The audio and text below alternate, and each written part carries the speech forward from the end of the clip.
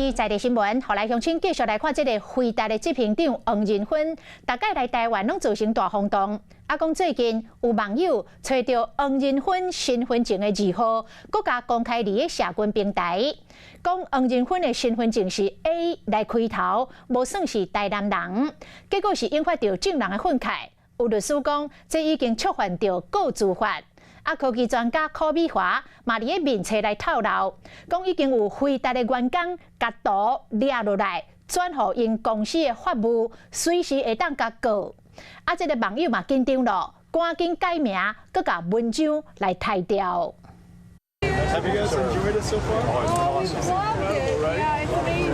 四夜市食美食，卖关心外国观光客对台湾的旅游体验。回答执行长黄仁芬，便若倒来台湾，就一定会去食好料。食几趟，鸡汤上好食。像爱台湾美食黄仁芬，1963年伫咧台南出世，9岁时对爸爸妈妈搬到美国。不过数一位叫做欧亚基业的朋友普文这期，黄仁芬靠媒体工作室台南囡仔讲法有顶答。找黄仁芬的身份证号码，这个黄仁芬的爸爸的祖籍伫咧浙江，表囝户口拢是伫咧台北市，身份证号码头一字嘛是 A， 应该无算是台南人。这边无时间去。网络顶直接公布黄仁芬的身份证号码，就是为着要标记伊台南人身份，和真侪网友是骂到无力。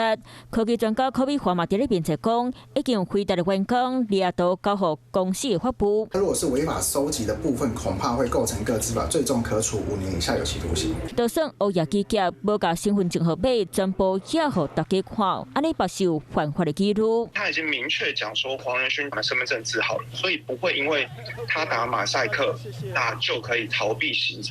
欧亚基业用上紧的速度，甲每种专业改名，嘛甲其他媒体号码关起来，嘛叫网友掠到伊过去真够找人一通，即摆含 AI 各户的个人资料也敢遐，真正是去踢到铁板，嘛真惊。